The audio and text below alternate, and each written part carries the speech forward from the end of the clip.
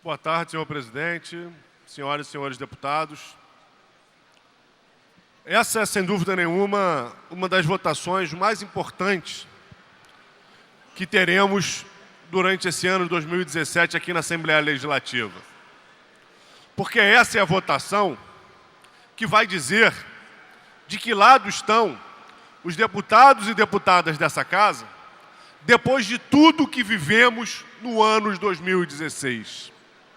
Depois que os servidores ficaram 3 meses com salários atrasados, depois que hospitais foram fechados, depois que bolsistas ficaram sem receber, que projetos na área de ciência e tecnologia foram interrompidos. Depois de tudo que aconteceu no estado do Rio de Janeiro, de alguma forma essa votação é uma espécie de hora da verdade. É a hora em que cada um dos deputados e deputadas vão dizer se balizam o conjunto de ilegalidades praticados pelo governador Luiz Fernando Pezão ou se não balizam. A gente já assistiu, e na nossa frágil democracia isso ainda é normal, governantes que não praticaram ilegalidades serem afastados com argumentos de natureza política. Mas nós também já vimos o contrário. Governantes que praticaram crimes, diferentes ilegalidades e que são protegidos por maiorias parlamentares. A grande questão que essa casa hoje vai se debruçar é se há uma maioria de deputados e deputadas dispostos a manter Luiz Fernando Pezão como governador, mantendo as suas ilegalidades, ou se vamos dizer um basta.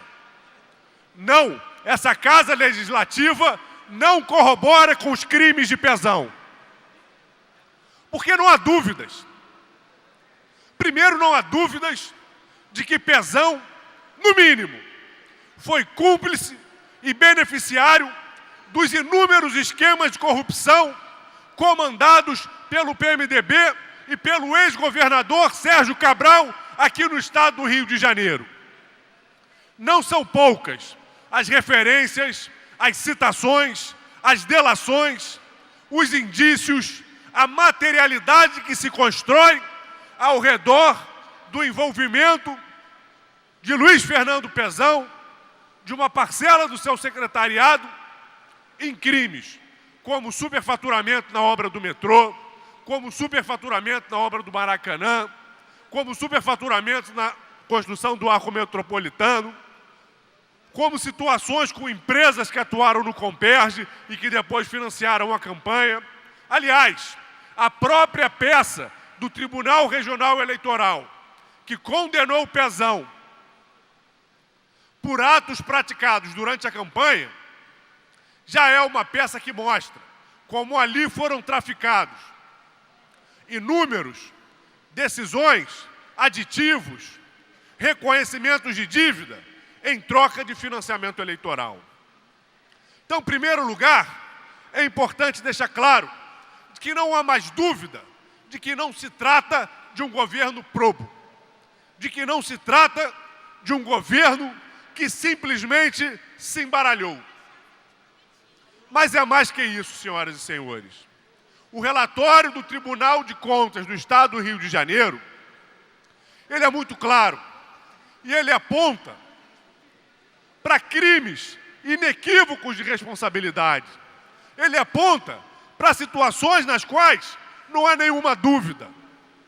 O mar de lama em que o Rio de Janeiro está sendo afundado por esse governo não vem do nada. Foram mais de 570 milhões, cerca de 1,6% do orçamento, que deixou de ser investido na saúde do Estado do Rio de Janeiro. Isso mesmo considerando de forma generosa que aqueles recursos que não foram aplicados através do Fundo da Saúde, mas que o governo alega que foram investidos na saúde, realmente foram para a saúde. Mesmo com um olhar generoso, nós estamos falando de mais de R$500 bilhão. Nós estamos falando de vidas que se perderam nos hospitais, aguardando cirurgias, aguardando insumos que não chegaram para salvar diversas vidas. Nós estamos falando, no caso da FAPERJ, de mais de R$280 milhões que deixaram de chegar aos projetos científicos na produção de ciência e tecnologia do nosso Estado.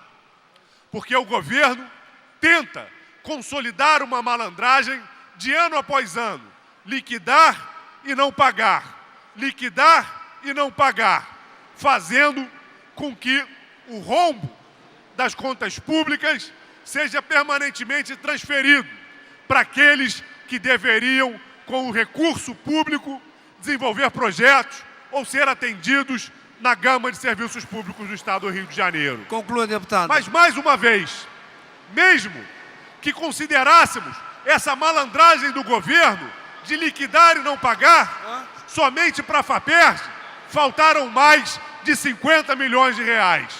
Mais uma vez, sob qualquer ponto de vista de análise contábil, faz-se um rombo, fazendo com que, inclusive, os mínimos deputado, constitucionais não fossem investidos no Estado do Rio de Janeiro. Então, para concluir, senhor presidente, deputados e deputadas, a posição da bancada do PSOL é muito firme.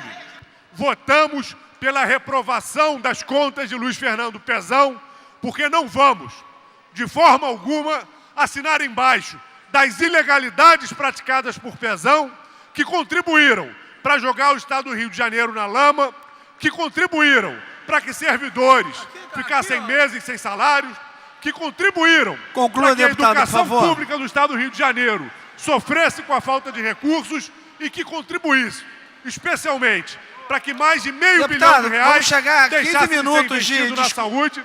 Senhor presidente, se Vossa Excelência não me interromper, eu vou concluir. Conclua, por favor. A gente está vendo os quadros do PMDB te pressionando. Mas Vossa Excelência assumiu a presidência da casa, não é do PMDB. Deixa eu concluir minha fala. Já passou teu tempo. Não, eu estou concluindo. Vossa Excelência assumiu a presidência da Leste, não a presidência do PMDB. Não se deixe pressionar dessa forma. Então, para concluir, chega de termos deputados lacaios do PMDB e que assinam embaixo da lama para que o Estado do Rio de Janeiro está sendo empurrado. Basta de PMDB e não as contas de Luiz Fernando Pezão.